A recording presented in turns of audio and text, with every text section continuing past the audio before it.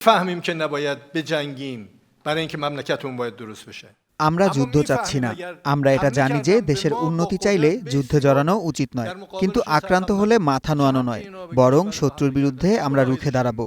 তারা কোন অধিকারে আমাদের আক্রমণ করেছে, আমরা কি করেছিলাম, কেন তারা আমাদের নেতা, বিজ্ঞানী, ছাত্রদের হত্যা করলো, আমরা কি কাউকে আক্রমণ করেছিলাম, কোন আইন ভঙ্গ করেছিলাম? এখন আমরা আন্তর্জাতিক আইনের কাঠামোতে আলোচনার কথা বলছি, কারণ আমরা আন্তর্জাতিক আইন ভাঙছি না। কোন আন্তর্জাতিক আইনে লেখা আছে যে ইরানের ব্রিজ, হাসপাতাল, ক্লিনিক, শিক্ষা প্রতিষ্ঠানে হামলা চালানো যাবে? পারস্য উপসাগরে এখন যে অশান্তি চলছে তাতে সারা বিশ্বেই প্রভাব পড়ছে, কিন্তু আমরা নিজেরাই এই অশান্তির মধ্যে আছি এবং এই সব চাপের পরও আমাদের কাজ এগিয়ে যাচ্ছে। دانشگاه بزنید کجا گفتن کارخونه ها رو بزنید تمام دنیا اثراتش خودشو نشون داده و مردم ناراضی اند و دارن داد میکشن ما که خود در درون تلاطمیم و علیرغم تمام اون فشارها